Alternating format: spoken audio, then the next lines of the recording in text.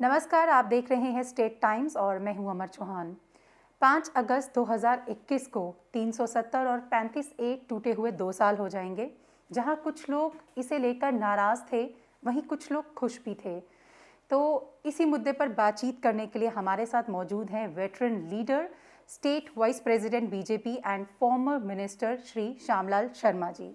Sir, बहुत बहुत स्वागत है आपका स्टेट टाइम्स में। आपका भी बहुत बहुत धन्यवाद जी सर, जैसे 370 टूटे हुए अभी 2 साल हो जाएंगे, तो आपसे सबसे पहला सवाल मैं ये जानना चाहती हूँ कि 370 टूटने के बाद क्या बेनिफिट्स हुए हैं और आने वाले समय में क्या बेनिफिट्स होंगे।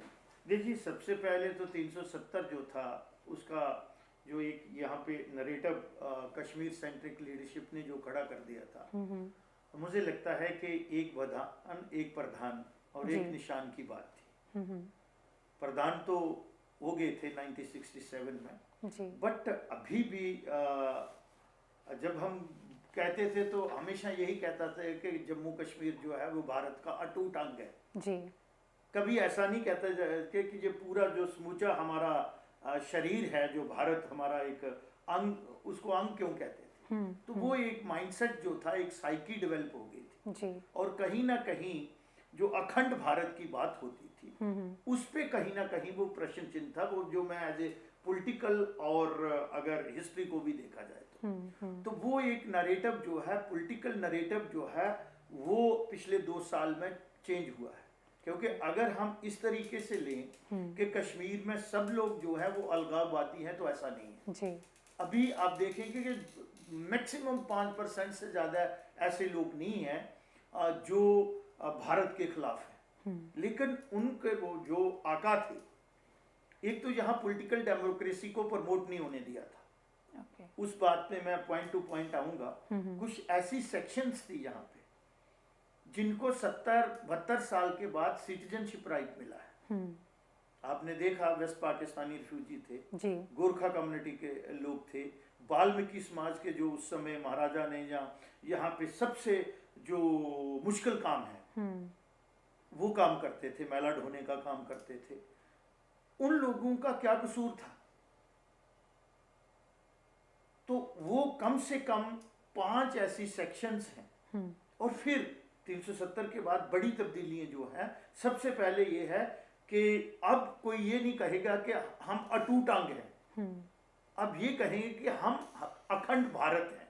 और मुझे खुशी है कि वो नेता भी आज कहना शुरू कर गए हैं कि नहीं, ये भारत का सिर्फ हिस्सा ही नहीं है और डिस्प्यूट नहीं है, ये भारत का ही अंग है। तो ये सबसे बड़ी बात ये है कि एक पॉलिटिकल नरेटिव जो था वो चेंज हो रहा है जी। और वो इस रियासत के लिए बहुत अच्छा है। इस समय इसको यूटी कहते हैं, लेकिन मैं हमेशा रियासत ही कहता हूँ, क्योंकि वो कमिटमेंट है मेरी लीडरशिप की और हमारा वो हक भी बनता है। मैं बड़ी बेबाकी से ये बात कहूँगा कि वो हमारा हक बनता है कि एक ये बहुत बड़ी रियासत थी। अगर 565 रियासतों में देखा जाए तो ये सेकेंड लार्जेस्ट स्टेट थी हमारे हिंदुस्तान की। तो वो हमारा हक बनता है और वो हक हमें भारतीय जनता पार्टी और माननीय प्रधानमंत्री और जो गृह मंत्री हैं उन्होंने on the floor of the house ये बात कही है, दैट इज बैक। तो मैंने सबसे पहले कहा कि पॉलिटिकल नैरेटिव चेंज हुआ। जो एक माइंडसेट था यहाँ का यूथ जो है उसको, और जो हमसे हमारी एज के लोग भी हैं, वो ये सोचते थे कि यार डिस्प्यूट होगा। आज मुझे और वो उनकी समझ में भी ये है कि डिस्प्यूट है, लेकिन जो पीओके है जी, पाक ऑक्युपाइड कश्मीर है, वो भी हमारा हिस्सा है। नंबर 2, ये जो 5 सेक्शंस मैंने कहा है आपको, और फिर मैं लेटेस्ट आपको बताऊंगा। महात्मा गांधी जी ने 1948 में ये बात कही थी। किसी ब्रिटिश के किस कंट्री के पत्रकार ने उनसे सवाल किया था, और मुझे लगता है वो उनकी लास्ट प्रेस वार्ता थी। उनसे पूछा कि बापू ये बताओ मिस्टर गांधी कि अब हिंदुस्तान आजाद हो गया, व्हाट इज नेक्स्ट। तो उन्होंने कहा कि नहीं, जिस भारत की कल्पना मैंने और मेरे साथियों ने की है उसको अभी पूरी आजादी नहीं मिली है, फरंगियों से आजादी मिली है। मैं ये चाहता हूं कि मेरी पीआरआई उस समय का कंसेप्ट, आज 200 साल पहले की बात जी, ये 200 साल से पहले का हमारा पंचायती राज जो है, ये बहुत सी स्टेटों में इस किस्म का बन गया था जी। फ्यूडल सिस्टम में भी था। लेकिन यहाँ पे क्या बात है कि 1989 में एक पंचायती राज एक्ट 73 और 74 अमेंडमेंट इन लोगों ने लागू नहीं होने दी। और आज अगर आप देख रहे हैं 3 टियर सिस्टम जहाँ पे इन प्लेस हुआ है जी। लोकल सेल्फ गवर्नमेंट कि power to the people, grass root level का जो इंस्टीट्यूशन है हमारा, वहां जो लास्ट शोर पे खड़ा है वो फैसला करेगा मेरी गली बनानी है, मेरी नाली बनानी है, मेरा घर बनाना है, या मेरी क्या चीज बनानी है। तो ये चीजें जो है पावर टू द पीपल, ये जो अटानमी और सेल्फ रूल वाले थे, ये एक्सपोज हो रहे हैं कि लोगों को, पंचायत को तो, मेंबर पंचायत को तो ये पावर देना नहीं चाहते थे, म्युनिसिपल काउंसलर को तो देना नहीं चाहते थे, लेकिन ये बोलते थे कि हमें प्री 53 दो। तो आज वो चीजें सारी क्लियर हो चुकी हैं जी। क्योंकि वो जो एक बहुत बड़ा इन्होंने एक वर्टिकल डिवीजन और एक हर्डल क्रिएट की हुई थी, वो मुझे लगता है कि वो बैरियर हट गया है और लोगों की जो जहनियत है, जो सोच है, वो बिल्कुल क्लियर हो गई है कि ये मुल्क हमारा है और हमने इसी के साथ चलना है जी। सर, प्रेजेंट सिनेरियो की अगर बात करें तो यूथ स्पेशली जो देख रहे हैं, no jobs, frustration level youth का काफ़ी हद तक बढ़ चुका है। तो आप अपकमिंग क्या फ्यूचर प्लान्स हैं स्पेशली यूथ को लेकर जम्मू में? देखिए, ये बदकिस्मती रही है इस रियासत की, इसी वजह से। हालांकि प्रीवियस सरकारों में हम भी रहे हैं और आपने देखा मेरी उस समय भी यही लड़ाई होती थी कि ये आप जो अपने आप को एम्पावर, इंडिविजुअल चीफ मिनिस्टर से प्राइम मिनिस्टर बनना चाहते हैं, गवर्नर से सदर रियासत बनना चाहते हैं, उससे आम जनता को क्या फायदा होगा जी। जितने भी हमारे सोर्स थे, रिसोर्स थे, उनको हमने एक्सप्लोर नहीं किया। एक चनाब बेसन जो था वो हमें 20,000 मेगावाट से ज्यादा पावर दे सकता था अगर हम उसको फुल पोटेंशियल उसकी जो है उसको एक्सप्लोर करते जी। आज भी हम डिपेंडेंट हैं कि हम बिजली भी जो है वो दूसरे जो हमारे नेबरिंग स्टेट हैं उनसे परचेज कर रहे हैं। तो ये एक सोच रही, उस सोच से बाहर आएंगे। और जो आपने कहा है कि यूथ फ्रस्ट्रेट है यहाँ का जी, ये मानने वाली बात है, क्योंकि यहाँ पे कोई इस किस्म का ना तो कोई प्राइवेट प्लेयर इतना बड़ा आया जी, क्योंकि हम एक टेल एंड पे हैं। हमारा जो स्टेट है और फिर हिली टेरेन स्टेट है, टोपोग्राफी इसकी अगर आप देखेंगे, क्लाइमेट कंडीशन देखेंगे, एक तरफ से हम माला माल हैं लेकिन दूसरी तरफ से हम थोड़े डाउन है, हमारे जो हाल ठीक नहीं है जी। क्योंकि इस रियासत को दिशा और दशा जो देनी चाहिए थी पॉलिटिशियनों ने वो नहीं दी, क्योंकि हम उनको सिर्फ पॉलिटिकल एक्सप्लॉइटेशन करते रहे 370-35 से दिखा के जी। लेकिन जो हमने बेसिक चीजें थी, यहाँ का इंफ्रास्ट्रक्चर था, उसको नहीं बढ़ाया। और यहाँ लैंड होल्डिंग बहुत कम है। डिपेंडेंट स्टेट हमने पहले भी थी और ज्यादा हमने डिपेंडेंट बना दिया। आज जो आपने कहा कि यूथ फ्रस्ट्रेशन, क्योंकि यहाँ पे जॉब एवेन्यू इतने नहीं है प्राइवेट सेक्टर में जी।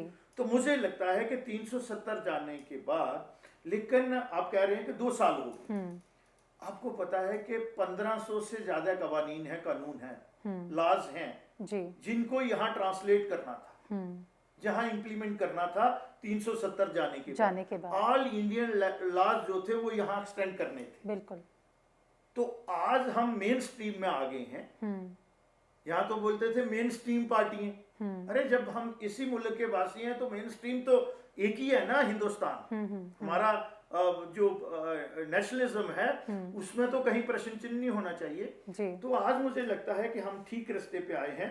और इंडस्ट्रियलाइजेशन के लिए मुझे लगता है कि 6,000 कनाल लैंड जो है वो गवर्नमेंट जो है वो एक्वायर कर रही है और वो एरिया भी जो है उन्होंने नोटिफाइड कर दिए हैं। सिर्फ हम गवर्नमेंट जॉब पे डिपेंड नहीं कर सकते जी।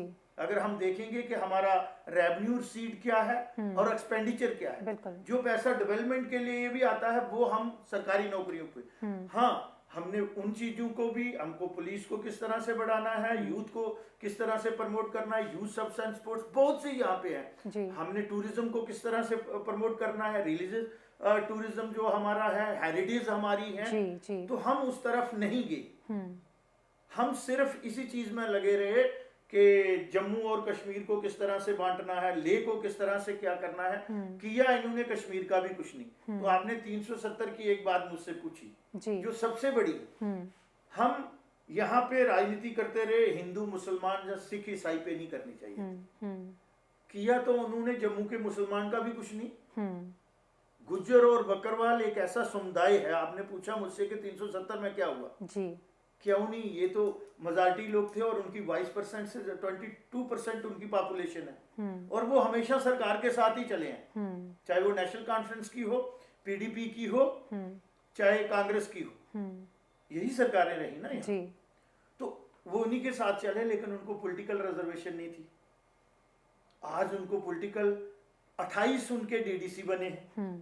अब जब डिलिमिटेशन होती है तो उनको पॉलिटिकल रिजर्वेशन भी मिलेगी। ओबीसी एक सेक्शन थी जहां पे जी। तो ये 370 जाने के बाद ये चीजें हुई है। अब जो है वो ये है कि यहाँ की जो इंफ्रास्ट्रक्चर डेवलपमेंट की बात है, जब तक यहाँ अच्छे प्राइवेट प्लेयर नहीं आएंगे तो यहाँ मुझे लगता है कि 10 लाख से ज्यादा यूथ जो है वो आज अनएम्प्लॉयड मैट्रिक से ऊपर होगा। बिल्कुल वो एवेन्यू नहीं है जी।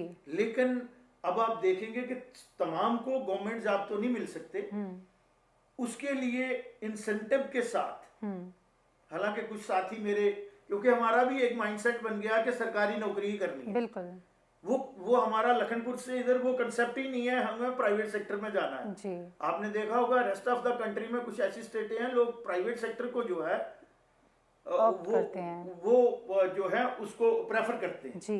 लेकिन हमारा एक माइंडसेट है कि हम सिक्योर हो जाते हैं, उससे हमें थोड़ा बाहर और फिर लोगों को वो एवेन्यू क्रिएट करके देना पड़ेगा जी। चाहे वो डेयरी हो, चाहे पोइट्री हो, मैं छोटे छोटे भी बता रहा हूँ जो एग्रीकल्चर के साथ अलाइड। हमने यहाँ हार्टिकल्चर, फ्लोरिकल्चर और एग्रीकल्चर को प्रमोट नहीं किया। यहाँ की क्लाइमेट कंडीशन अगर आप देखेंगे, सॉइल स्टेटा देखेंगे, रिच सोर्स ऑफ वाटर अगर हम देखेंगे, तो ये बहुत से एरियाज हैं, ये सारे जो एरिया हैं उनको हमने कहीं भी एड्रेस करने की कोशिश नहीं की। तो मुझे लगता है कि यूथ की जो एक्सपेक्टेशंस हैं, इस समय तो गवर्नर रूल है जी।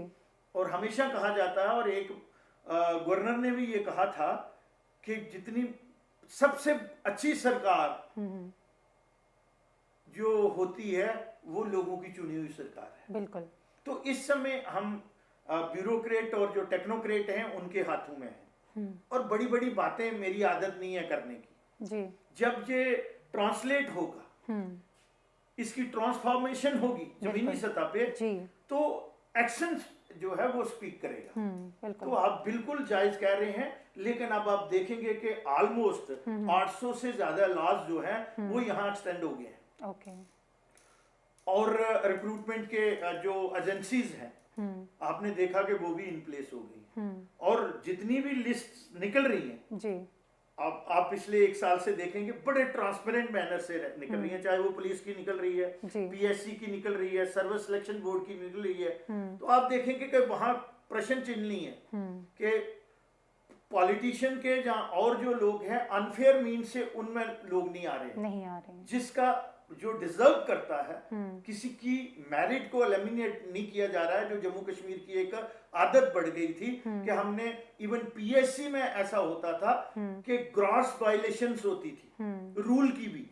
मैं रहा हूं ना सरकार में जी, कि डॉक्टर में अगर एमबीबीएस में 5 अटेम्प्ट में अगर आदमी पास नहीं होता, तो यहाँ मैंने पीएससी मेंबर देखे जिनके 3-3 बच्चे एक ही पीएससी में आए और वो 15-15 बार उनको अटेम्प्ट लगी हुई थी।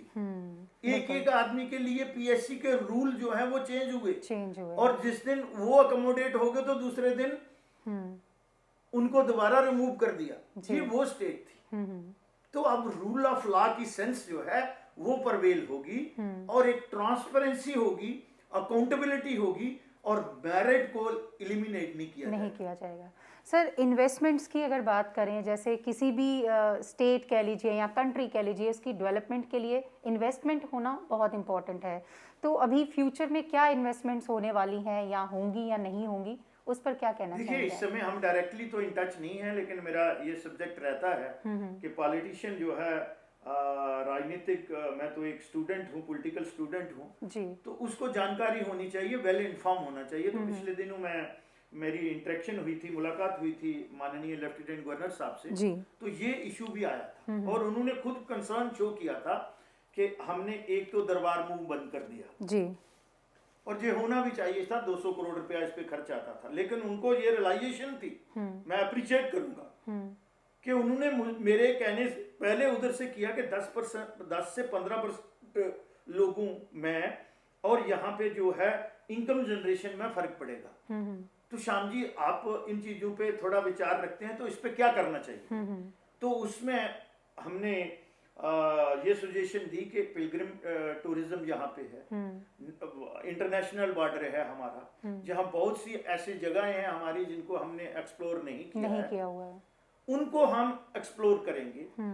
और फिर उन्होंने ये बात भी कही कि मैंने जो 6000 कनाल की कहा है जी, यहाँ तो अभी एक वर्क कल्चर नहीं है ना, आज भी फजिंग करते हैं जी। मैंने गवर्नर साहब कहते हैं यार बताते थे इतना है, तो अब जब मैं बोलता हूँ कि पोजीशन बताओ फिजिकली लैंड कितनी है, तो हो सकता है अगर 6000 बताई हुई है तो 2000 भी नहीं हो। तो मैं हंस रहा था, तो वो इनडायरेक्टली मुझे कहीं ना कहीं वो कुछ कह रहे थे जी। जो मैं अंडरस्टैंड कर रहा था कि वर्क कल्चर नहीं है आज भी। मैंने कहा नहीं अब तो आना चाहिए, अब तो रूल ऑफ लॉ की सेंस जो है, दे आर गवर्नमेंट सर्वेंट, चाहे कोई भी है, उनको परवेल करनी पड़ेगी जी। और भारत के साथ हमें चलना पड़ेगा, एक ट्रांसपेरेंसी होगी। तो मुझे लगता है कि एक तो यहाँ वो मुझे कह रहे थे कि 40 से 50 हजार करोड़ रुपया खर्चा करने वाले लोग जो हैं वो हमारे डोर स्टेप पे खड़े हैं और बड़े बड़े हाउसेज हैं और ये मल्टी डायमेंशन में जो है वो डेवलपमेंट होगी। आप देख रहे हैं कि रोड इंफ्रास्ट्रक्चर बन रहे हैं, फ्लाईओवर बन रहे हैं, नेशनल हाईवे बन रहे हैं, सर्कुलर रोड बन रहे हैं, यहाँ IIT आया, IIM आया। मुझे बताइए जम्मू एक ऐसा डिस्ट्रिक्ट और सिटी है यहाँ ये तीनों चीजें हैं। आपके ऑल इंडिया मेडिकल इंस्टीट्यूट आ गया, 6 से ज्यादा आपके जो है वो मेडिकल कॉलेजेस आ गए, नर्सिंग कॉलेज आगे। तो ये एक कंटिन्यू प्रोसेस है, ये नहीं मैं कहता कि पीछे भी कुछ नहीं हुआ जी। मेरी वो आदत नहीं है, लेकिन अब आप देखेंगे कि स्पीड और इंफ्रास्ट्रक्चर को डेवलप करने में जो हमारी आज एक्सपेंडिचर है वो मुझे लगता है कि जुडिशियस यूज हो रहा है। सर, कोविड-19 के बाद बहुत सारे ऐसे बिजनेस ओरिएंटेड इंस्टीट्यूशंस भी हैं जिन्हें बहुत सारी दिक्कतें आई हैं, तो उस पर आप क्या कहना चाहेंगे कि क्या किया जा रहा है उनकी दिक्कतों को दूर करने के लिए? देखिए मुझे लगता है कि कोविड जो है इसको शॉर्ट टर्म में तो हैंडल करने की कोशिश की गई जी, लेकिन जिस तरह से साइंटिस्ट और रिसर्च स्कॉलर जो हमारे हैं, मेरा मानना है कि अभी 3rd का बोल रहे हैं और ये आगे लंबा चलने वाला है जी। क्योंकि जब भी कोई वायरस आ जाता है, मैं उसका एक्सपर्ट तो नहीं हूँ लेकिन मेडिकल लाइन में रहा हूँ और उसके बाद 4 साल हेल्थ मिनिस्टर भी रहा हूँ और थोड़ा सब्जेक्ट की जानकारी लेता हूँ मैं, तो मुझे लगता है कि ये लंबा चलने वाला है। बिल्कुल। इसके लिए शॉर्ट टर्म पॉलिसी को तो हम कर रहे हैं, इसको डायग्नोज करके ट्रीट करके, चाहे वैक्सीनेशन है या बाकी चीजें हैं, इंफ्रास्ट्रक्चर हमने क्रिएट किया, अल्टीमेटली रिसोर्स तो हमारे इतने ही हैं जी जी। तो ये एक बहुत बड़ी महामारी पैंडेमिक है, 100 साल के बाद आई है, तो वो प्रायोरिटी एरिया है जी। हेल्थ के इंफ्रास्ट्रक्चर हमारा किस क्वालिटी का होना चाहिए और किस क्वांटिटी का होना चाहिए, क्या हमारी रिक्वायरमेंट होनी चाहिए। पीछे लैप्सेस रहे हैं कोविड-2 में जी। और आपने देखा होगा कि मैंने उसको फ्रंट फुट पे आके उन चीजों को, गैप्स को आइडेंटिफाई करके पब्लिक डोमेन में भी रखा और सरकार के संज्ञान में भी ले आया और फिर उन्होंने उन गैप्स को, चाहे वो ऑक्सीजन का था, जहाँ क्वारंटाइन सेंटर का था, आइसोलेशन सेंटर का था, आज तो हम पंचायत तक चले गए। लेकिन जो आपका कंसर्न है कि जो लोग अफेक्टेड हैं, जो छोटा दुकानदार था, कोई रेडी वाला था, कोई फड़ी वाला था, कुछ लोगों के लिए तो वो इंसेंटिव है जी। 1000 रुपए से आज फैमिली नहीं चलती है, लेकिन फिर भी सरकार ने करने की कोशिश, क्योंकि सरकार को भी तो रेवेन्यू सीड आएगा तो वो इन्वेस्ट कर सकते हैं जी। लेकिन एक लॉन्ग टर्म पॉलिसी जो है, जिस तरफ आपने इशारा किया जी, उन लोगों को आइडेंटिफाई करके, ये आपने मेरे नोटिस में लाया है, मैं हम कहेंगे इस पे कभी हो सकता है कि बड़े लेवल पे इसका चिंतन मंथन होगा सरकार के, लेकिन मेरे संज्ञान में नहीं है। जी। मुझे लगता है कि कॉम्प्रहेंसिव पॉलिसी बनानी पड़ेगी। उन लोगों को एक तरह से मैं कहूंगा कि रिहैबिलिटेट ही करना पड़ेगा। ओके। क्योंकि अगर प्रोलॉन्ग होता है 1.5 साल तो हो गया, तो अगर थर्ड भी आती है तो अब तो कुछ ये भी बोल रहे हैं कि इससे आगे जाना है इसमें। जी जी। तो हमें हैप्चुअल होना पड़ेगा उस चीज का। लेकिन लोगों के जीवन साधन का तो कुछ करना है ना। बिल्कुल। अगर घर से या बाकी चीजें हैं और काफी उसका अफेक्ट जो है, हालांकि हम जो हमारा मुल्क है ये 80% एग्रीकल्चर पे डिपेंड करता है, तभी हमें महसूस नहीं हो रहा है। जीवन यापन रूरल बैकग्राउंड से है, लेकिन बड़ी बड़ी जो इसमें जिनकी अगर आप देखेंगे जीडीपी 20 टाइम मोर हमसे है, वो धराशायी हो गए हैं। तो आपका जो सुझाव है, मुझे लगता है कि आपने मुझे एजुकेट किया है। अब इस पे भी कुछ ना कुछ मैं तरीरी तौर पे भी लाऊंगा और इस पे मंथन भी करेंगे अपनी पार्टी में भी ये बात, और ये मंथन हो भी रहा होगा, लेकिन मेरे नोटिस में नहीं। ओके सर, डीलिमिटेशन की अगर आप बात करें तो आपको क्या लगता है कि क्या डीलिमिटेशन सच में डेमोग्राफिक चेंजेस लाने के लिए किया गया जम्मू कश्मीर में या नेशनल लेवल पर? आप ताजे ताजे कश्मीर से तो नहीं होके आए या किसी नेता को मिल के आए? नहीं सर। डेमोग्राफिक चेंज की तो वही बात करते हैं क्योंकि उनका एक माइंडसेट है। जी जी। तो इसलिए मैं आपसे तो ये एक्सपेक्ट नहीं करता था, लेकिन डेमोग्राफिक चेंज नहीं होगा, इंसाफ होगा जी। डेमोग्राफिक चेंज कैसे हो सकती है? अगर पॉपुलेशन कश्मीर की ज्यादा है तो है जी, वो तो सामने बताएगी। बिल्कुल। अगर फजिंग हुई है तो वो भी सामने एक्सपोज होगी। जी जी, ठीक है ना। बिल्कुल। वो एडमिटेड फैक्ट है कि अगर वोट का और पॉपुलेशन का काफी गैप है तो वो तो कहीं ना कहीं डाउट क्रिएट होता है। लेकिन मैं उस डॉक्यूमेंट को अभी चैलेंज नहीं कर रहा हूँ और नॉन चैलेंजेबल डॉक्यूमेंट है जी। मैं हेयर से पे बिलीव नहीं करता। लेकिन एक ट्रांसपेरेंट मैनर से जी, जो बेसिक पैरामीटर्स हैं पॉपुलेशन एंड अदर्स जी, उस पे अगर आप देखेंगे तो दोनों खितों के साथ इंसाफ होगा।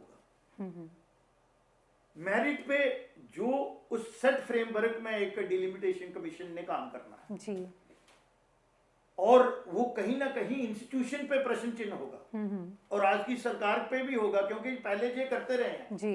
आज माननीय मोदी जी की सरकार है, अमित शाह जी होम मिनिस्टर है जी, और यहाँ पे गवर्नर रूल है। तो मुझे नहीं लगता है कि भारतीय जनता पार्टी ये चालाकी करेगी या गलत करेगी जिस तरह से वो लोग कश्मीर के हुक्मरान करते रहे हैं। उन्होंने 2-2 सीटें भी अपने तरीके से बढ़ाई हैं जी, उन्होंने जिले भी खुद बनाए हैं। लेकिन मुझे नहीं लगता भारतीय, जिसका जो हक होगा उसको मिलेगा, उसका मिलेगा। एरिया हमारा 2 टाइम ज्यादा है जी, टेरेन हमारा बहुत टफ है। अब बाकी देखेंगे, कनेक्टिविटी रेशियो देखेंगे ओवरऑल जम्मू प्रोविंस की तो 40% से ज्यादा नहीं है, कश्मीर में 90% से ज्यादा है। तो जो बेसिक पैरामीटर हैं, जिन चीजों में हमें क्वालिफाई करना चाहिए था जी, वो उसमें डिस्क्वालीफाई हैं। चाहे वो एग्रीकल्चर सेक्टर को प्रमोट करना होगा या पॉपुलेशन कंट्रोल को करना होगा जी, तो हेल्थ पैरामीटर कैसे हैं, लिटरेसी रेट क्या है जी, तो ये सारी चीजें जो है वो एक सेट फ्रेमवर्क में जो है उनका जो डोमेन है वो उसमें काम कर रहे हैं। तो हमें किंतु परंतु नहीं करना चाहिए। लेकिन कभी ना कभी ये होता है कि वो लोग करते रहे हैं, आज वो सोचते हैं कि हम यहाँ पावर में नहीं है तो हो सकता है कि ये जो सरकार है ये कोई इन्फ्लुएंस करेगी। No, never. जिसका जो हक मिलता है वो उसको हक मिलेगा। तभी तो ये गवर्नेंस की डेफिनेशन ही चेंज हो गई थी जी, बिल्कुल। तो हमें कहते हैं कि गवर्नेंस की सेंस जो है वो परवेल करनी है। यहाँ जो ट्रस्ट डेफिसिट है सबसे बड़ी, इसमें जो आज जम्मू कश्मीर में बात है वो ट्रस्ट डेफिसिट की। लोगों को ना सरकारों पे जी, बिल्कुल, ना राजनेताओं पे ये भरोसा ही नहीं रहा है। तो ये डेमोक्रेसी के लिए अच्छी बात नहीं होती है बिल्कुल, कि कर कोई गया नाम तो इन टोटलिटी जो ये सारी जो सेक्शन है वो बदनाम हो गई। तो मैंने कहा ना, डेमोक्रेसी के लिए ये है कि ये एक बड़ा पाक बंधन होता है जी, वोटर का और नेता का और सरकार का।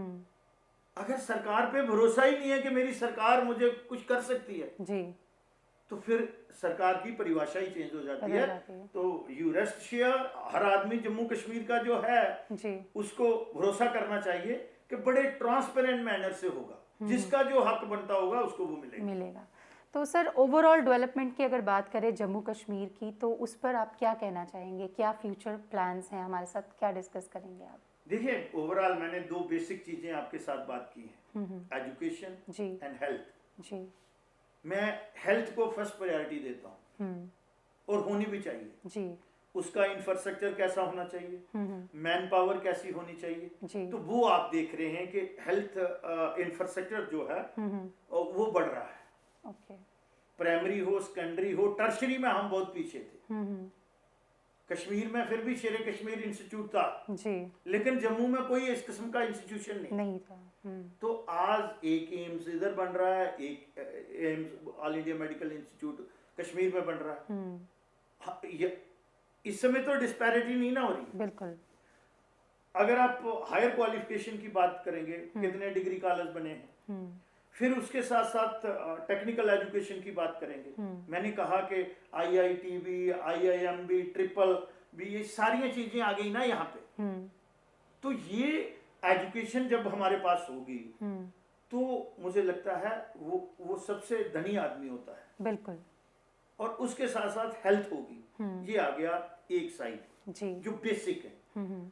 फिर आ गया कनेक्टिविटी। कनेक्टिविटी का आप देख रहे हैं, नेशनल हाईवे कंटिन्यू प्रोसेस है, लेकिन उसको और सर्कुलर रोड। फिर क्लाइमेट कंडीशन को देखते हुए हमारे टनल, आप देख रहे हैं टनल जो हैं, ये वाले देख रहे हैं। आप देख रहे हैं कि सोनामर्ग में जो है सबसे बड़ा, और भी लेटेस्ट, चाहे वो साधना टनल हो या सिंथन टॉप हो, या इधर से हो अपना ये जो मुगल रोड है। तो ये 4 लेन की बात करते हैं आप, जम्मू से लेके पुंछ तक जा रही है जी। ट्रेन का जो है वो। लेकिन सबसे बड़ी बात है यहाँ पीस होना। तो ये इंफ्रास्ट्रक्चर का आ गया। पीने के पानी की बात आ गई, तो वो एक जल जीवन मिशन बन गया। और इतना पैसा दिया है। मैं जम्मू डिस्ट्रिक्ट की बात करूंगा जी कि 2022 तक, एंडिंग 2022 तक 1000 करोड़ रुपया सिर्फ जम्मू डिस्ट्रिक्ट के रूरल ने खर्च करना है। इस साल 372 करोड़ रुपया खर्च करना। मैं अभी पार्टी से होके आ रहा हूं, मैंने वहां बात की जी कि इसके लिए भी हमें अपना कोई डिपार्टमेंट सेल बना के और टेक्नोक्रेट उसमें रखने चाहिए, सो दैट कि जो पैसा आ रहा है उसका जुडिशियस यूज हो। बिल्कुल। अगर वहां से मोदी जी कह रहे हैं कि हर घर को नल और जल देना है, तो वो कागजू में ही रह जाएगा, जैसे पेपर में ही रह जाता है। जी जी। तो वो प्रैक्टिकल देने के लिए पार्टी और जो हमारे इलेक्टेड रिप्रेजेंटेटिव हैं, पंच से लेके और जिला परिषद के चेयरमैन तक, उनकी भी रिस्पांसिबिलिटी, चाहे वो किसी भी पार्टी की हो। ओके। तो ये डेवलपमेंट का पार्ट, उनको विकास, इस समय हम तो एक्स हैं, हम वो प्रोटोकॉल और वो बिजनेस कंडक्ट जो है वो कैरी नहीं करते हैं। बिल्कुल। तो सजेशन तो दे सकते हैं। ये आ गया पीने का पानी। बिजली का आप हाल देख रहे हैं हमारा।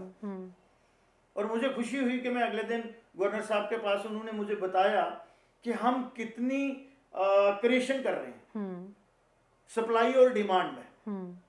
आपने देखा होगा कि पिछले दिनों, मैं आज भी पार्टी में भी ये बात कर रहा था कि 2-2.5 महीने किस तरह का काम रहा, सप्लाई और कितनी फ्लक्चुएशन थी। लोड जो है आगे, डिमांड ज्यादा है जी। तो कैरिंग कैपेसिटी हमारी कम है, रिसीविंग कैपेसिटी भी हमारी कम है। तो उस पे भी जो है 24/7 जो है वो प्राइवेट सेक्टर या बाकी चीजें हो, जो एग्जिस्टिंग हमारे ग्रिड स्टेशन हैं, रिसीविंग स्टेशन हैं, उनकी कैपेसिटी को बढ़ाया जा रहा है। और नए ग्रिड स्टेशन भी जो है वो काम किए जा रहे हैं। आपने देखा होगा कि जो वायर्स हैं जी, जिसको हम कंडक्टर बोलते हैं पावर की जी, उसमें भी अब तब्दीली आ रही है। तो ये सारी चीजें जो है, मैं 5 आपको बेसिक चीजें बता दी। जी, किसी भी मुल्क के निर्माण में, किसी भी स्टेट के निर्माण में, किसी भी गांव या शहर के निर्माण में, ये 5 बेसिक चीजें हैं। और इन 5 पे मुझे लगता है कि ये फोकस पॉइंट है सेंट्रल गवर्नमेंट का। और सबसे ज्यादा जो हमारी इकोनॉमी है और हम डिपेंड करते हैं वो हमारा टूरिज्म है। मैं जब हेल्थ मिनिस्टर था तो मैंने तो ये भी सोचा था कि यहाँ हेल्थ टूरिज्म होना चाहिए, और उस पर रिसर्च भी थी कि जो ट्रीटमेंट या सर्जरी या कुछ ऐसी डिजीज गल्फ में आपको 24/7 जो है वो इसी में रहना है और वहाँ एक टेम्परेचर होता है, तो अगर वही मेरे कश्मीर में हो, वही मेरे पुंछ में हो, वही मेरे पत्नीटाप डोडा में हो, और हमने लैंड भी आइडेंटिफाई की थी, प्राइवेट प्लेयर ही आए। जो सर्जरी, बड़ी सर्जरी हो है आजकल तो चलो काफी टेक्नोलॉजी एडवांस हो गई है जी। लेकिन जो वूंड जो है, जो जख्म जो है वो 20 दिन में वहां ठीक होना है, यहाँ 5 दिन में होता है। तो बहुत से हमारे पास एवेन्यू हैं, लेकिन समय मिलना चाहिए, हमारी सोच बदलनी चाहिए और बदल रही है। मैं तो हमेशा इसको पॉजिटिव सेंस में लेता हूँ जी। कि चंद लोगों को हम ये कहें कि सबने कोई गद्दार हैं, तो उस भाषा को, उन तमाम चीजों को हमें भी संयम रखना चाहिए। वो हिंदुस्तानी हैं, उन्होंने हिंदुस्तानी रहना है जी। और उन्होंने उस समय भी 2 नेशन थ्योरी को रिजेक्ट किया है। उस समय 2 नेशन थ्योरी को जो है रिजेक्ट किया गया, उन लोगों ने रिजेक्ट किया है कि हमने हिंदुस्तान के साथ रहना है। तो इसलिए हमें आपसी भाईचारे को साथ लगते हुए इस रियासत के निर्माण में सब लोगों को साथ लेके चलना है। जिस तरह मेरी लीडरशिप कहती है, सबका साथ, सबका विकास और सबका विश्वास। और ये सिर्फ उनकी कथनी और करनी में फर्क नहीं है जी। वो दिख रहा है। जो भी बेनिफिट के लिए, पब्लिक बेनिफिट के लिए जो भी इंसेंटिव या स्कीमें आ रही हैं, वो किसी एक सेक्शन के लिए तो नहीं आ रही, वो किसी एक जात के लिए तो नहीं आ रही। चाहे वो किसान निधि योजना हो, ये अभी आपने देखा कि 18 महीने में जो मुफ्त राशन लोगों को 80 करोड़ पॉपुलेशन को दिया जा रहा है, 100% वैक्सीनेशन जो है वो फ्री है, फ्री ऑफ कास्ट है। 1500 से ऊपर एक डोज जो है वो कास्ट करती है।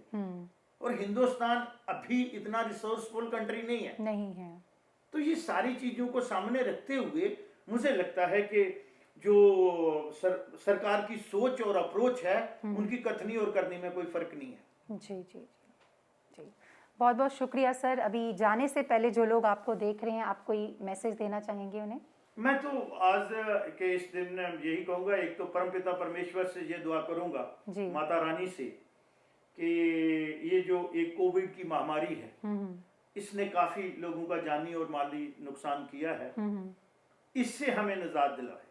हम दुआ ही कर सकते हैं, उसके साथ साथ दवा भी है जी। एक तो वो प्रिवेंटिव मेजर जो SOP है कोविड की, उसको स्ट्रिक्टली फॉलो करें जी। और घबराने की बात नहीं है, इंफ्रास्ट्रक्चर वो डेवलप हो गया है। मैंने कहा कि कोविड-2 में काफी गैप रह गए थे जी, बड़े गैप थे, कहीं ना कहीं एडमिनिस्ट्रेशन से चूक हुई थी जी। तो अब मुझे लगता है वो सचेत हो गए हैं, तो डरने की, घबराने की बात नहीं है। तो दवा के साथ साथ दुआ भी काम करे, ये मैं कह सकता हूँ। और दूसरा ये है कि जम्मू कश्मीर जिस चीज के लिए जाना जाता है जी, जो महात्मा गांधी ने 1942 में कहा था कि मुझे रोशनी की किरण जहां से नजर आती है, कुछ लोग तो मजाक करते हैं, उसका कारण यही था कि जब जम्मू कश्मीर की मेजॉरिटी कम्युनिटी ने ये कहा था कि 2 नेशन थ्योरी को उन्होंने रिजेक्ट किया था, तो उनका कहने का अभिप्राय ये था, कुछ तो मूर्ख लोग और उसको दिशा और दशा देते हैं। तो वो हमारा जो आपसी भाईचारा है और यहाँ रूल ऑफ लॉ की सेंस प्रवेल हो और हर इंसान के साथ, हर शख्स के साथ यहाँ इंसाफ हो और हम अपने आपसी भाईचारे को जो है वो और मजबूत करें और इस रियासत के निर्माण में हर यहाँ का नागरिक जो है वो योगदान कर भी रहा है और भी करे जी। बहुत बहुत शुक्रिया, आपका भी बहुत बहुत धन्यवाद। तो ये थे हमारे साथ श्यामलाल शर्मा जी, जिनके साथ आज हमने कई मुद्दों पर बातचीत की और उन्होंने मैसेज भी बहुत अच्छा दिया है, जिसमें से क्रक्स मैं ये निकालूंगी कि यहाँ पर पब्लिक का बहुत रोल बनता है। कोई भी सिचुएशन हो, हमें हिम्मत नहीं हारनी चाहिए। और कोविड का फेज़ 2 जब आया था, बहुत सारी परेशानियाँ थी और सर का भी कहना है कि कुछ चूक हुई, लेकिन कोविड की अगर 3rd वेव आती है तो उसके लिए पूरी तरह से तैयारियां की गई हैं, की जा रही हैं। तो अगली बार आपसे दोबारा मुलाकात होगी, तब तक अपना ख्याल रखें, स्वस्थ रहें और देखते रहें स्टेट टाइम्स।